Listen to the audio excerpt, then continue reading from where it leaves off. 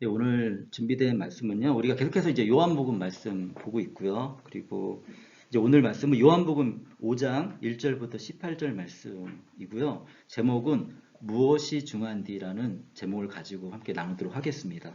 이 말씀을 준비하면서 갑자기 말씀의 제목이 떠올랐어요. 그래가지고 이 말씀, 이 제목으로 이렇게 말씀을 전해야겠다 생각을 했습니다. 왜 그런지 이제 말씀 들으시면서 생각할 수 있을 것 같아요. 먼저 우리 지난주 들었던 말씀 같이 한번 이제 생각해 보겠는데, 지난주에 예수님께서는 가장 어두운 곳에, 가장 어두운 사람에게 복음을 전했고, 그 사람이 그 예수님의 사랑을 깨닫고 나서 다시 자기 스가라는 동네에 들어가서 동네 사람들에게 그 소식을 알리는 모습들을 우리가 보았습니다. 예수님은 가장 멸시받고 어두운 사람들에게 친히 다가가셨습니다. 그리고 영원한 생명의 생수를 주시면서 구원의 은혜를 베푸시는 분이심을 우리가 지난주에 알 수가 있었어요. 그리고 또 예수님이 어떤 분이신지 잘 몰랐지만 예수님에 대한 소식을 듣고 왕의 신하가 예수님을 찾아간 사건을 우리가 같이 보았습니다. 이제 왕의 신하는 굉장히 어려운 형편에 처해져 있었죠. 왜냐하면 자신의 아들이 죽을 위기에 닥쳐 있기 때문에 그랬습니다. 그래서 그렇게 예수님이 찾아갔을 때 예수님이 어떻게 하셨죠? 예수님께서는 정말 왕의 신하의 믿음은 아주 작은 믿음이었습니다. 그저 그냥 생명을 구원해 주시길 바라는 그런 마음으로 예수님을 찾아갔습니다.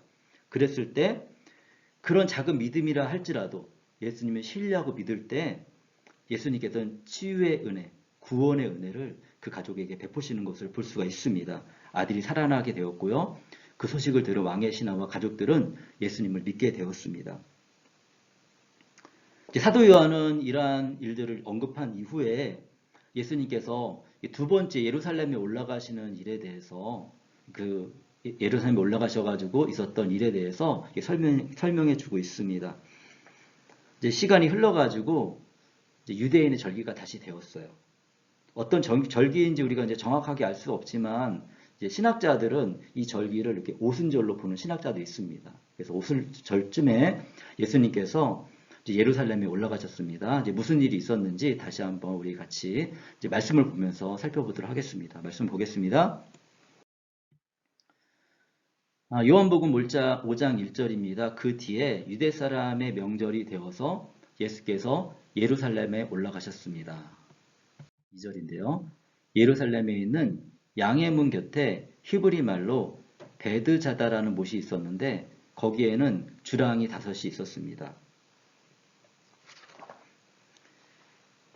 그 예루살렘에 올라가신 예수님은 그 양의 문 곁에 있는 베드자다라는 이렇게 못에 이제 가셨습니다. 이 연못인데요. 이 사진에 이렇게 보여주죠. 네, 이제 옛날에 있었던 연못이기 때문에 아주 지하에 있습니다. 그래서 지하의 사진을 보여주고 있는데 이런 모양, 옛날에는 좀 모양이 달랐겠죠. 이런 곳에 예수님께서 직접 예루살렘에 가시면서 이렇게 찾아가셨습니다. 이제 먼저 양문이라는 이렇게 단어가 나오는데 이게 양의 문이죠. 양의 문은 어디에 있냐면 그 성경학자들에 의하면 예루살렘 성벽의 이제 서쪽에서 이렇게 북면으로 나 있는 이렇게 작은 그 문이라고 얘기를 해요. 네, 저도 직접 가서 보거나 그러지 않았기 때문에 잘 모르겠지만, 그 서쪽에 서쪽이면서 북쪽을 향하는 그쪽에 이제 작은 문이 있었다는 것을 이렇게 생각해 볼 수 있습니다. 그럼 이 문에 대해서 성경에서 어디에서 언급하고 있을까 찾아보니까 느헤미야서에서 나오더라고요. 느헤미야서 잠깐 보겠습니다. 느헤미야서에서 여러 군데 나오는데 대표적으로 3장 1절 보면 이렇게 기록되어 있습니다. 대제사장 엘리야십이 동료 제사장들과 함께 나서서 양의 문을 만들어 하나님께 바치고 문짝을 제자리에 달았으며 한매와 망대와 하나넬 망대까지 성벽을 쌓아서 봉헌하였습니다. 라고 이렇게 기록되어 있어서 이때에 양문을 이렇게 만들어서 하나님께 바쳤구나 라는 것을 알 수가 있습니다. 그래서 제가 다시 원어도 찾아봤어요. 이 양문이 그 양문이 맞을까 하니까 정말로 그 양이라는 뜻의 이제 뭐 가축 이런 양의 뜻을 가지고 있고요. 문은 말 그대로 문의 뜻을 가지고 있기 때문에 이 양문이 그 양문을 말한다, 이 양의 문을 말한다는 것들을 추측해 볼 수 있습니다. 뭐 위치가 그렇게 중요한 건 아니지만 그래도 예루살렘에 이런 문이 존재했었구나를 우리가 살펴보면 성경에 대한 신뢰성이 좀 더 좋아지니까요. 그래서 한번 살펴보았고요. 그 다음에 이제 그 또 이 양문에 대해서 이제 얘기하기를 학자들은 이제 예루살렘에 이제 사람들이 예배 드리러 오잖아요. 그래서 이 예배 드리러 이제 오게 되면 이 양의 문에 가서 이 가축들을 예배 드릴 때 사용할 가축들을 이렇게 샀다라는 이렇게 기록들도 남아 있는 것을 볼 수가 있습니다. 다양한 사람들이 모여 있었고 우리가 우리 본문을 통해서 이제 병자들도 모여 있는 그런 곳이라는 것을 알 수가 있습니다. 이제 그 양의 문에 있는 게 아니고 양의 문 곁에 이제 베드자다라는 이제 연못이 있었던 거예요. 근데 이제 우리가 이제 베드자다보다는 사실은 베데스다라는 말이 더 이렇게 익숙하게 될 거예요. 왜냐하면 우리는 지금 이제 그 세번역 성경을 사용하고 있기 때문에 이제 세번역 성경에는 베드자다라고 이제 기록되어 있는데 그 우리가 많이 그동안 사용했던 그 개역 개정에는 베데스다라고 기록되어 있거든요. 그래서 저도 이제 베데스다라는 말이 훨씬 편합니다. 왜 그러면 세번역 성경에는 베드자다라고 기록되어 있고 개역 개정에 베데스다라고 기록되어 있나 이게 지금 좀 아는 게 중요하잖아요. 그죠? 왜냐하면 이 성경은 여러 가지 사본이 있습니다. 네, 이제 사본에 따라서 이 지역을 베드자다라고 기록한 성경도 있고 사본도 있고 베데스다라고 기록한 사본도 있는 거예요. 그래서 이 성경을 우리가 이제 번역해서 할 때 어떤 성경을 더 중요성을 두고 참고해서 기록했냐에 따라서 베드자다 또 베데스다라고 이렇게 기록을 해놓은 거예요. 의미가 약간 다르거든요. 베드자다는 올리브의 집이라는 뜻을 가지고 있고요. 베데스다는 은혜의 집이라는 뜻을 가지고 있습니다. 예, 근데 아무래도 좀 은혜의 집이라는 것이 더 마음속에 저 개인적으로 와닿습니다. 그리고 이렇게 베데스다라는 단어가 좀 익숙하기 때문에 지금부터는 제가 이제 베데스다라고 이 지역을 좀 칭해가지고 설명을 드리도록 하겠습니다. 예, 이곳에는 주랑 5개가 있었대요. 그래서 이제 이제 역사적으로 이렇게 고증해 보니까 이제 그런 주랑이란 게 뭐냐면 이게 기둥이에요. 기둥 5개가 있었는데 기둥 이렇게 제가 이렇게 그림을 보니까 이게 기둥이 있는 자국이 좀 있는 것 같아요. 제 생각에는 정확하게 뭐 고증해서 연구한 게 아니기 때문에 잘 알지 못하지만 그렇지만 이런 지역이 존재했었고 이런 곳이 있었구나를 우리가 추측해 볼 수 있죠. 그러니까 성경이 그냥 어떤 꾸며낸 이야기가 아니라 어떤 지역에 대해서 설명할 때 이게 자세하게 우리가 타당성 있게 받아들일 만큼의 이해를 주고 있다 정도 우리가 알고 있으면 될 것 같습니다. 네. 그래서 이제 이 주랑 안에서 여기 베데스다에서 있었던 일을 계속해서 보도록 하겠습니다. 5장 3절입니다. 이 주랑 안에는 많은 환자들, 곧 눈먼 사람과 다리 저는 사람들과 중풍병자들이 누워 있었습니다. 그들은 물이 움직이기를 기다리고 있었습니다. 주님의 천사가 때때로 못에 내려와 물을 휘저어 놓는데 물이 움직인 뒤엔 맨 먼저 들어간 사람은 무슨 병에 걸렸든지 나았기 때문입니다. 네, 이곳에는 이게 병자들이 많이 있었던 것 같습니다. 본문을 통해서 우리가 알 수가 있죠. 그런데 이제 좀 우리가 생각해 봐야 될 부분이 있는데 우리 성경을 읽다 보면은 이렇게 네모로 가로친 데가 있어요.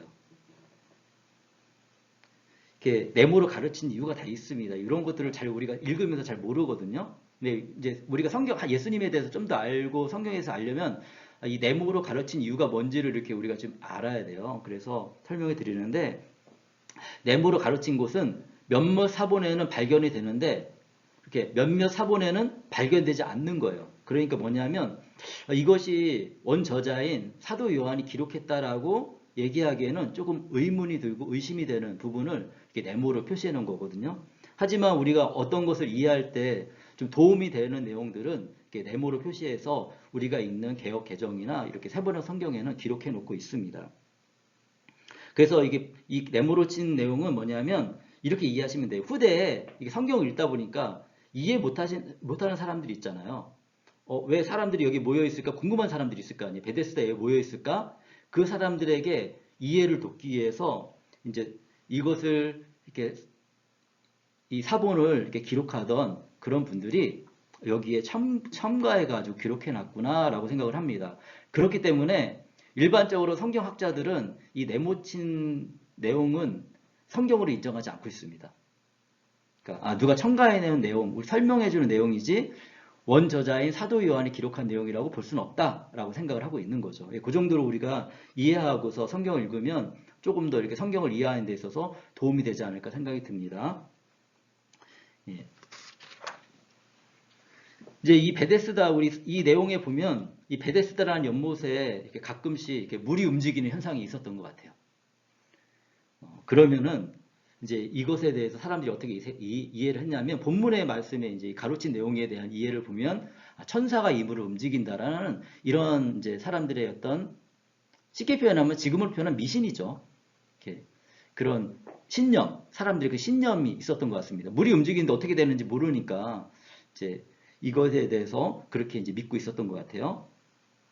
그리고 또 우리가 이 성경을 읽어가면서 그러면 정말 사람의 병이 치유됐을까?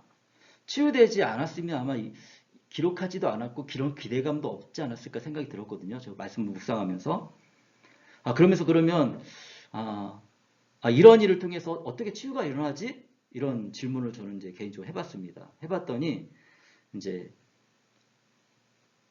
어떤 사람에게는 간절한 소망이 현실로 나타나기도 하거든요.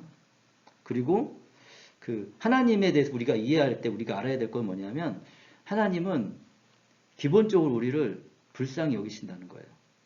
지금까지 예수님이 하나님이시잖아요.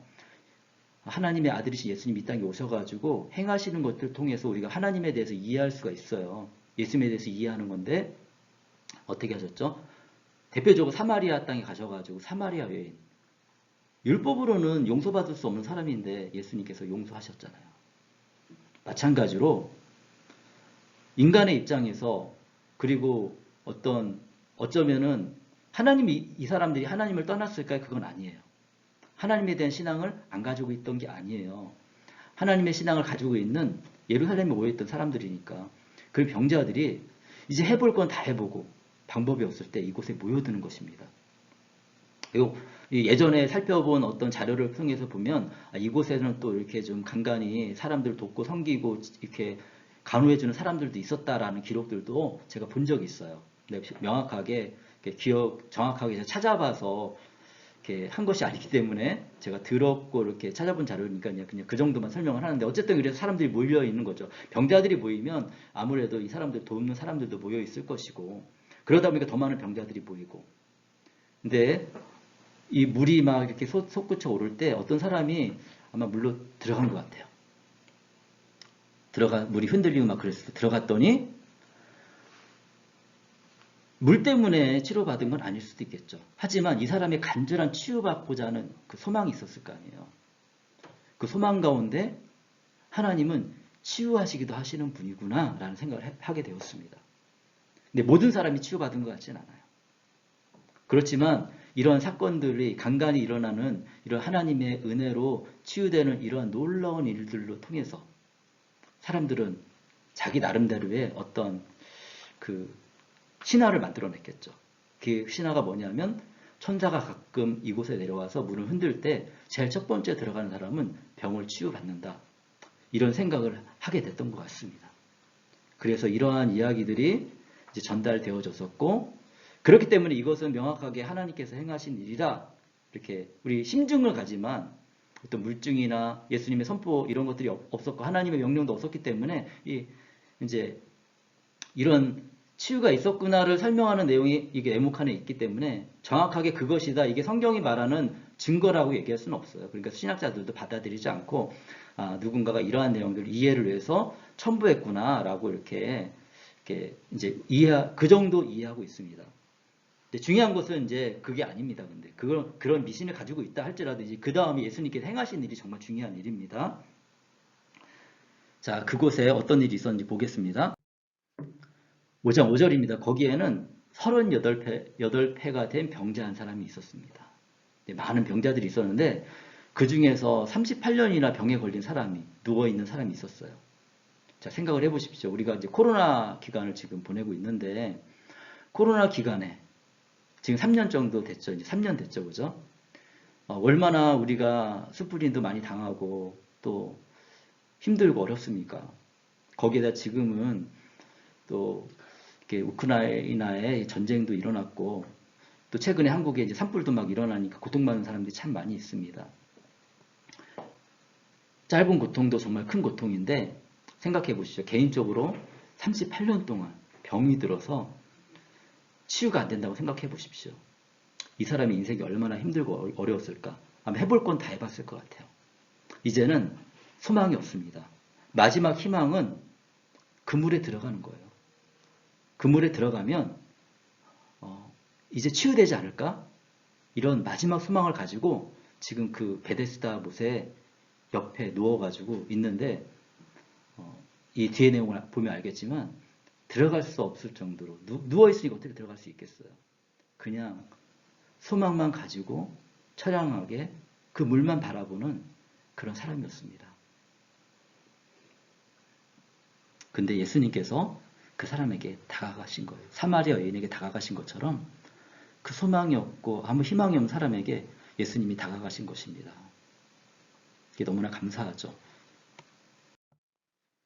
6절입니다. 예수께서 누워있는 그 사람을 보시고 또 이미 아세요. 예수님께서는 오랜 세월을 그렇게 보내고 있는 것을 아시고는 물으셨습니다. 낫고 싶냐? 예수님께서는 공개적으로 질문을 하신 거예요. 주변에 많은 사람들이 있었겠죠. 제자들과 또 그 사람에게 질문할 때 뭐 그 주변에 있던 병자들도 봤을 것이고 이제 그곳에 어떤 뭐 그 병자들 돕기 위해서 온 사람들도 있을 것이고 들은 사람이 몇몇은 있었을 것입니다. 내가 낫고 싶냐? 라고 예수님께서 질문하셨어요. 그랬을 때 이 병자는 어떻게 대답을 할까요? 계속해서 말씀 보겠습니다. 7절입니다. 그 병자가 대답하였습니다. 주님, 물이 움직일 때 나를 들어서 못에다 넣어주는 사람이 없습니다. 내가 가는 동안에 남들이 나보다 먼저 못에 들어갑니다. 이 병자는 이렇게 대답을 합니다.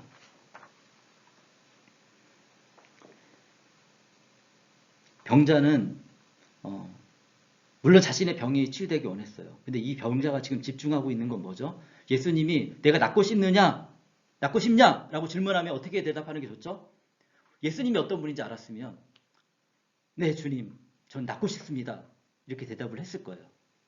근데 중요한 건 예수님이 어떤 분인지 이 병자는 몰라요. 그러니까 자기 생각이 여전히 사로잡혀 있습니다. 나는 저 물에 들어가야 되는데 저 물에 들어가야지 날 수가 있는데 그러니까 여기서 이제 주님이라고 하니까 예수님을 주님으로 알아서 주님이라고 한 게 아니라 그냥 랍비 얘기하는 거예요. 선생님 이렇게 얘기하는 거거든요. 선생님, 저는 저 물에 들어가고 싶습니다. 그런데 저 물에 저를 넣어주는 사람이 없습니다. 라고 얘기를 하고 있습니다. 불가능한 소망조차도 소망이 되어지지 않는 자기의 형편을 호소하고 있는 거죠. 그랬을 때 8절입니다. 예수께서 그에게 말씀하셨습니다.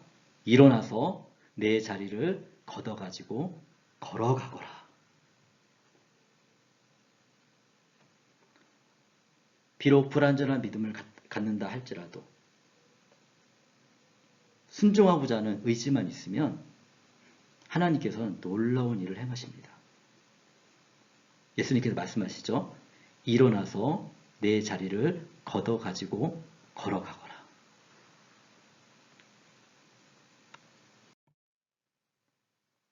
구절에 보니까 그 사람은 곧 나와서 자리를 걷어가지고 걸어갔습니다.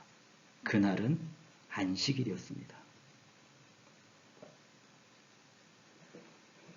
순종하는 순간, 예수님이 말씀하실 때 순종하는 순간 그 말씀을 듣고서 자리를 걷어 일어난 거죠. 근데 일어나는 동시에 병도 낫고 그리고 일어나게 된 거예요. 너무 놀라운 일입니다.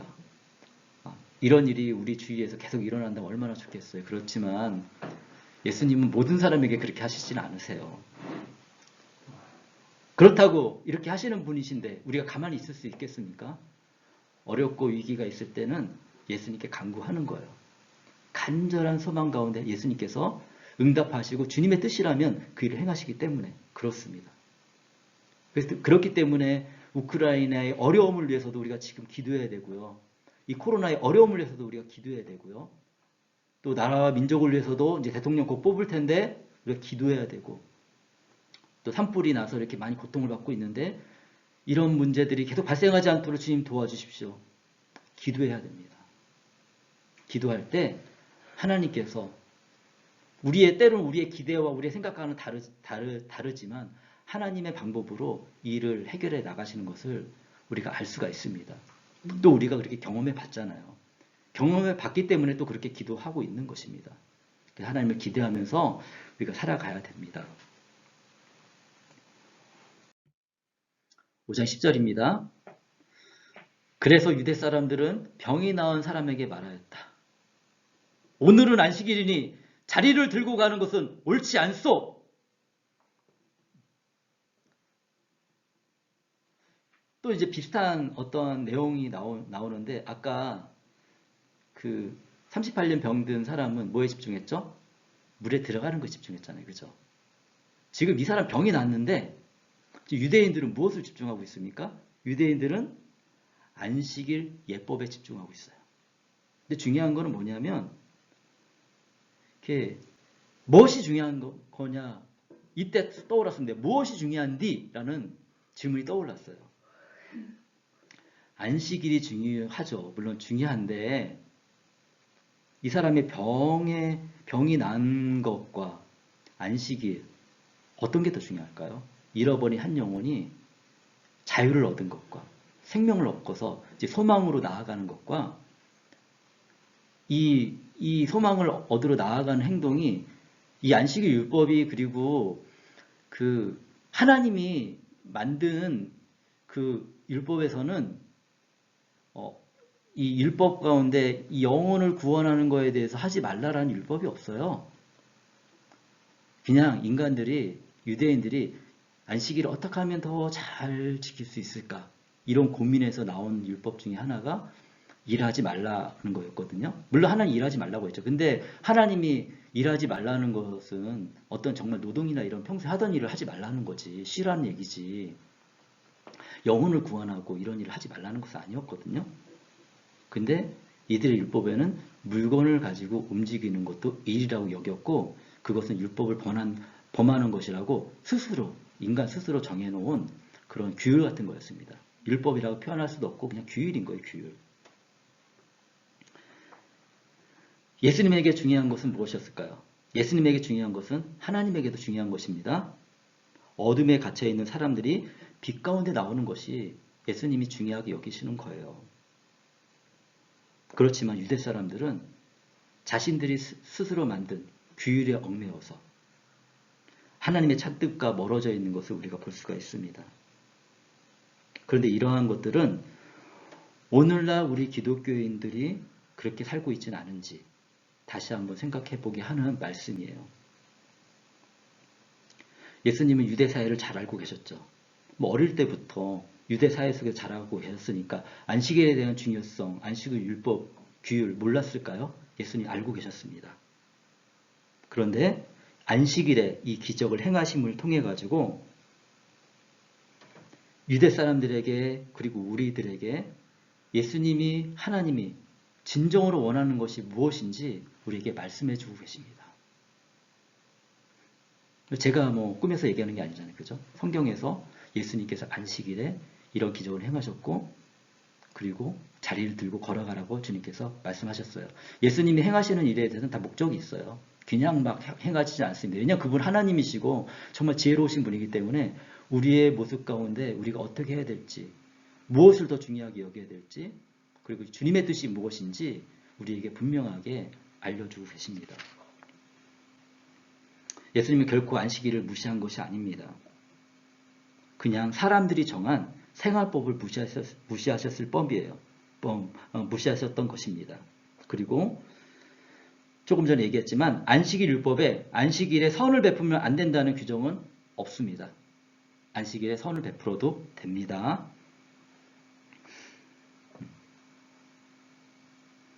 그렇지만 또 우리가 이제 안식일을 생각하면서 좀 더 이렇게 짚고 넘어가야 될 게 있는데 뭐냐면 그러면 안식일이 중요하지 않은 날이냐? 아니죠.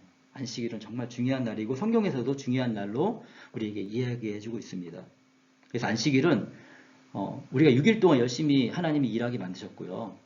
6일 동안 열심히 일한 이후에 제 7일째는 쉬게 하셨습니다. 근데 이 7일째가 언제냐면 우리가 평소에 이렇게 우리가 지금 월화수목금토일 이렇게 이러한 절기를 통해서 볼 때는 토요일이 안식일이에요. 그래서 이 토요일 날 우리가 일상을 멈추고 하나님 앞에 나와 예배하고 가족과 함께 쉼을 가졌습니다. 유대 사회에서는 그렇게 했어요. 하나님 예수님이 오셨다고 해서 갑자기 뭐 유대 사회 율법을 파괴시키거나 그렇게 하신 분이 아니거든요. 예수님도 안식일을 지키셨을 것이고요. 그리고 안식일에 또 유대 사람들, 유대 그리스도인들 모여가지고 하나님께 예배를 드렸어요. 그런데 왜 그러면 우리는 지금 이제 토요일 날 하지 않고 일요일 날 그렇게 하느냐? 이제 우리 기독교가 이제 점점 전파되고 그리고 이제 이 사회가 이제 변화되고 이렇게 하면서 이제 우리 기독교인들 안에서 다시 이 안식일의 개념은 그대로 가지고 오되 예배의 날을 바꾸게 되었어요. 그날이 언제냐면 안식 후 첫날. 자, 안식 후 첫날 무슨 일이 있었죠? 예수님이 부활하셨어요. 그렇죠. 예수님이 부활하셨어요. 이제 우리 그리스도인들은 예수님의 부활하심을 기념해서 예배를 드리는 거예요. 그렇기 때문에 이제 안식일의 개념 그대로 갖고 오는 거죠. 그래서 우리가 일주일 동안 열심히 일하죠. 그리고 또 요즘에는 이제 주 5일째니까 토요일 날은 잘 쉬실 수 있습니다. 그죠? 그래서 토요일 날 좀 쉼을 좀 가지시고, 그리고 이제 일요일 날, 안식 후 첫날, 주일날 함께 모여가지고 우리가 함께 하나님께 예배를 드립니다. 그래서 정말 우리가 이렇게 이 주일날 예배를 잘 드리는 것, 이것도 굉장히 중요한 일입니다. 그렇지만 주일날 뭐 물건 옮기면 안 되나요? 그건 아니죠. 그죠? 이제 기독교 안에서는 사실은 이제는 그 기록되어져 있는 율법, 그것도 중요합니다. 이제 앞으로 이제 구약 성경 우리가 같이 배워 나가다 보면 율법에 대해서도 제가 레이기 하면서 같이 나눌 거거든요. 그 하나하나 너무 중요하고 십계명 너무 중요합니다. 그렇지만 이제는 그 율법이 우리 구원을 좌우하지 않아요. 그것은 예수 그리스도를 믿는 사람들이 어떻게 하면 주님 하나님을 잘 경외하고 살아갈 수 있는지 도와요. 이제는 그래서 새로운 율법이 그것이 우리 마음속에 새겨져 있습니다. 예수님을 통해 새겨지는 거고 지금도 이런 말씀을 통해서 우리 마음에 새기고 있는 거예요. 예수님의 참뜻이 무엇이냐? 하나님이 정말 원하시는 게 무엇이냐? 맞습니다. 안식일을 거룩히 지키는 거 하나님 원하시는 것입니다. 그렇지만 주님께서 더 원하시는 것이 무엇이냐? 영혼을 구원하는 것을 주님께서 더 원하신다는 것을 우리가 말씀을 통해서 알 수가 있습니다. 네, 그럼 계속해서 말씀을 보도록 하겠습니다. 5장 11절입니다. 그 사람이 대답하였습니다. 나를 낫게 해주신 분이 나더러 내 자리를 걷어가지고 걸어가라 하셨습니다. 12절입니다. 유대 사람들이 물었습니다. 그대에게 자리를 걷어가지고 걸어가라고 말한 사람이 누구요? 13절입니다. 그런데 병 나은 사람은 자기를 고쳐주신 분이 누구인지를 알지 못하였습니다. 네, 알지 못했죠. 거기에는 사람들이 많이 붐볐고 예수님께서는 그곳을 빠져나가셨기 때문입니다. 네, 병자는요, 아직 여전히 자기 병을 치유하신 분이 누군지 아직 모르고 있어요. 그래서 자연스럽게 모르니까 그냥 자기를 치유해 주신 분이 자리를 걷어서 걸어가라고 했습니다. 라고 이제 대답을 한 거예요. 그리고 나서 우리가 이 대화를 통해서 또 알 수 있는 거 뭐냐면, 유대인들이 이 병자의 치유자를 찾고 있구나. 알 수가 있습니다. 근데 찾고자 하는 목적이 뭐죠? 그 병자를 치유한 하나님을 찬양하고 그 놀라움을 고백하기 위해서였을까요? 아닙니다. 우리가 내용을 통해서 우리가 알 수가 있죠? 율법을 어기게 한, 안식일 율법을 어기게 한 장본인을 찾아가지고 따져 물으려고 하는 거죠. 왜 당신은 안식일에 하지 말아야 될 일을 행하시오? 왜 율법을 어기오? 하나님을 무시하는 거요? 이 말을 하고 싶은 거예요. 하지만 예수님께서는 사람의 마음을 아시는 분이잖아요. 그러니까 예수님은 그들과 그 자리에서 불필요한 논쟁을 하고 싶지 않으셨어요. 그리고 또 예수님은 이런 놀라운 기적을 막 사람들에게 막 이렇게 알려가지고 그런 기적을 통해서 사람을 모실 생각도 없으셨어요. 예수님은. 그렇기 때문에 사람이 붐비는 그곳을 조용히 빠져나오십니다. 14절입니다. 그 뒤에 예수께서 성전에서 그 사람을 다시 만나서 말씀하셨습니다. 보아라, 내가 말끔히 나왔다. 다시는 죄를 짓지 말아라. 그리하여 더 나쁜 일이 너에게 생기지 않도록 하여라. 이 38년 동안 병에 시달렸던 사람, 예수님께 치유받았던 이 사람은 치유받고 나서 어디를 향했냐면 하나님의 성전으로 향하였어요. 그러니까 하나님에 대한 얼마나 누워 있었으니까 그동안 하나님께 예배도 드리지 못했을 거 아니에요. 예배에 대한 갈급함도 있었고 이제 성전에 나가서 하나님께 감사의 마음을 그 하나님께 올려드리고자 하는 그런 마음이 있었던 거죠. 성전을 갔습니다. 누가 자신을 치유해줬는지 몰라도 적어도 하나님의 은혜로 내가 치유받았다. 이것은 알고 있는 사람이었던 것이에요. 삶의 고통은 때로는 하나님을 만나는 통로가 되기도 합니다. 저도 이제 많은 사람들을 만났었고요. 그 많은 분들이 예수님의 제자가 될 수 있도록 제가 이제 도우는 일을 계속 하고 있고, 지금 이제 그 걸음을 걷고 있는데, 그 제가 만났던 많은 분들이 한 명 한 명 이렇게 살펴보면 경제적인 어려움이나 아니면 육체적인 어려움이나 마음의 상처나 이런 것들을 가지고 있는 것을 볼 수가 있습니다. 그런 아픔과 공허함, 어려움 속에서 예수님을 만나게 되었고 예수님을 통해 소망을 갖게 돼요. 저도 보면 가난과 그리고 상처와 소망이 없는 그런 청소년이었거든요. 근데 그 안에서 예수님을 만나게 되었어요.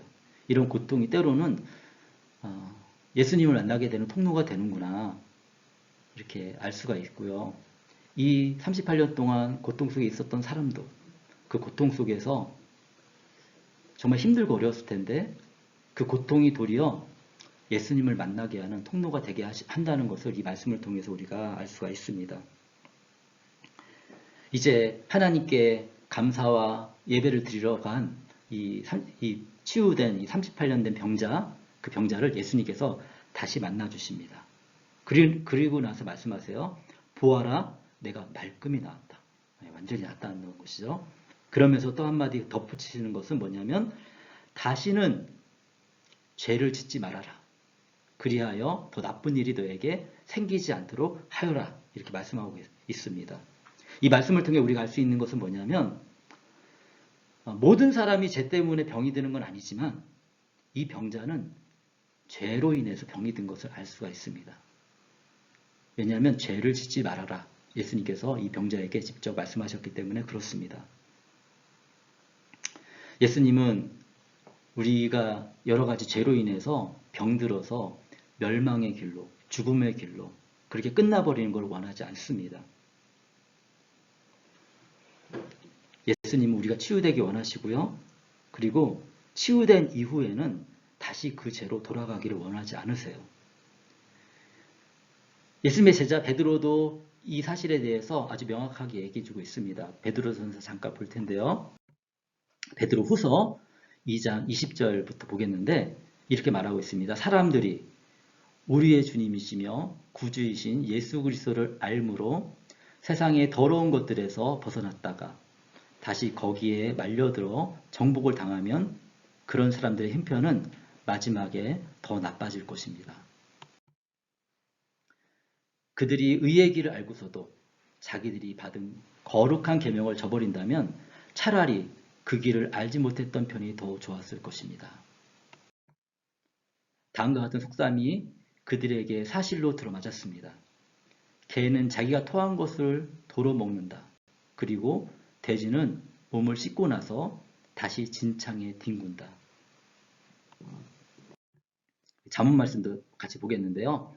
개가 그 토한 것을 도로 먹듯이 미련한 사람은 어리석은 일을 되풀이합니다. 라고 기록되어 있습니다. 하나님의 마음, 예수님의 마음이 무엇인지 이 말씀들을 통해서 우리가 잘 알 수 있습니다. 죄로 인해서 우리가 어둠에 갇혀 있을 수가 있어요. 왜냐하면 아담으로부터 우리는 죄를 가지게 되었고 그 죄를 질 수 있는 그런 가능성이 있는 사람이 되었기 때문에 그렇습니다. 하지만 우리 하나님, 우리 예수님은 우리가 그 어두운 가운데 갇혀 있는 것을 원하지는 않으세요. 그 안에서 헤쳐나와서 빛 가운데 거하기 원하십니다. 그런데 그 빛 가운데 거한 사람이 다시 돼지처럼 변하는 것은 원하지 않으시는 거죠. 개처럼 변하시는 거 원하지 않는 거죠. 지금은 안 그렇지만 옛날에는 개가 그 토한 것을 이렇게 도로 먹는 그런 현상들이 있었던 것 같습니다. 그걸 직접 보면서 더러워. 어떻게 개 저렇지? 이렇게 생각을 했겠죠. 돼지를 깨끗이 닦아주면 뭐합니까? 돼지는 다시 그 지저분한 데서 뒹굴르고 그래서 지저분해집니다. 그런 예를 통해 가지고 너희들이 그렇게 되면 안 된다. 너희들은 그런 모습을 변하지 말고 온전하게 계속해서 새롭게 된 사람으로 믿음을 가지고 나를 경외하며 잘 살아야 된다. 주님께서 말씀하고 계시는 겁니다. 그렇게 됐으면 좋겠어요. 그렇지만 우리가 구약 성경을 통해서 또 많은 시대의 어떤 상황들을 통해서 우리가 보게 되는 안타까움은 뭐냐면 많은 사람들이 하나님의 은혜를 잊고서도 다시 돼지처럼 변해버리고 개처럼 변해버린다는 것이 또 현실적인 모습이라는 것을 우리가 알 수가 있습니다. 경고하시는 거의 말씀을 통해서 그렇게 되지 않았으면 좋겠다. 이런 은혜를 받았는데 다시 그런 어둠으로 돌아간다는 것은 굉장히 어리석은 행동입니다. 그렇기 때문에 또 이 예배가 중요한 거예요. 예배를 통해서 하나님께 더 나아가고 주님의 부활을 기억하고 이런 말씀을 통해서 내가 다시 그런 죄악으로 다시 돌아가면 안 되지 결심하고 하나님께 결단하고 기도할 때 하나님께서는 우리를 새롭게 하시고 성령님이 함께 하시잖아요. 성령님께서 우리에게 그런 의지도 주시고 힘도 주시고 능력도 더해 주십니다. 15절입니다. 그 사람은 가서 자기를 낫게 해주신 분이 예스라고 유대 사람들에게 말하였습니다. 병자는 달려가서 이제 유대 사람들이 또 이렇게 그 사람들도 그곳에 있었나 봐요. 사람들에게 얘기했습니다. 당신이 그 물어왔던 그 사람, 그분이 바로 예수님이었습니다. 그분이셨어요. 예수님이셨어요. 라고 얘기를 한 거죠. 하지만 이 소식을 들은 유대인들, 그분이 예수님이셨군요. 예수님이 그 일을 행하셨군요. 이렇게 반응하지 않았습니다. 16절 보겠습니다. 그 일로 유대 사람들은 예수께서 안식일에 그런 일을 하신다고 해서 그를 박해했습니다. 네.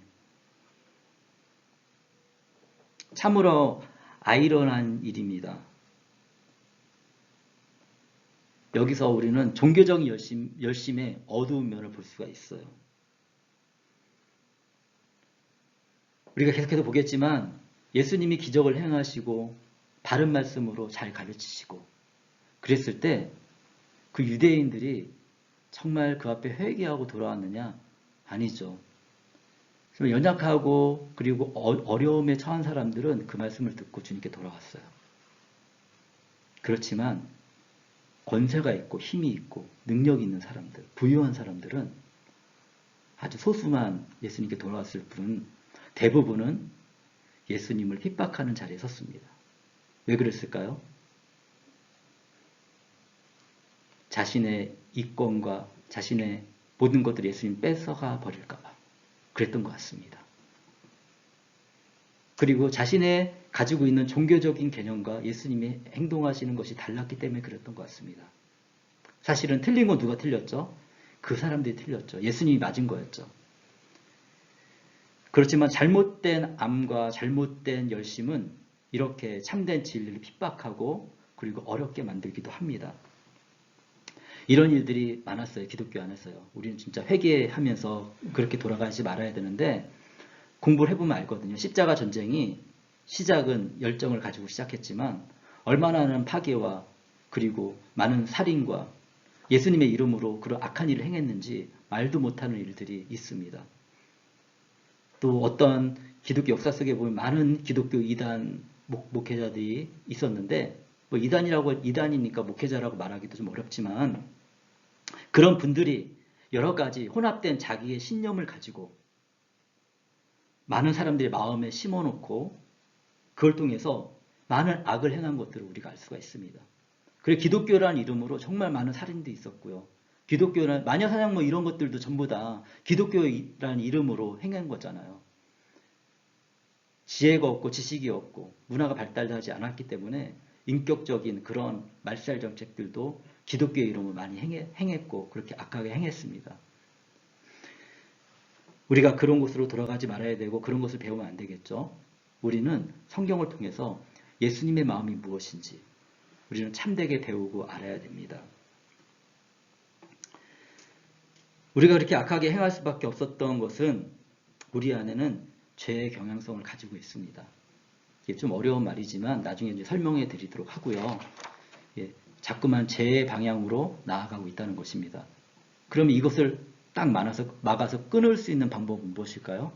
그것은 예수님께 나아가는 거예요. 예수님의 말씀으로 나아가고 예수님께 예배로 나아가고 날마다 주님을 만나 주님과 동행하는 삶을 시작할 때 우리는 그 안에서 참된 자유와 그리고 이 죄를 이길 수 있는 힘을 얻을 수가 있습니다. 예수님께서 말씀하십니다. 17절입니다. 그러나 예수께서는 그들에게 말씀하셨다. 내 아버지께서 이제까지 일하고 계시니 나도 일한다. 하나님 아버지께서는 안식일에도 일하고 계십니다. 그러니까 당연히 하나님 아버지의 아들이신 예수님, 하나님이신 예수님은 당연히 안식일에도 일하실 수 있는 거죠. 예수님을 하나님의 아들 메시아로 인정하면 아무 문제될 것이 없습니다. 유대인들은 어떻게 반응했을까요? 18절입니다. 유대 사람들은 이 말씀 때문에 더욱더 예수를 죽이려고 했습니다. 그것은 예수께서 안식일을 범하셨을 뿐만 아니라 하나님을 자기 아버지라고 불러서 자기를 하나님과 동등한 위치에 놓으셨기 때문입니다. 한번 삐뚤어지게 보면 계속 삐뚤어지게 보는 것 같아요.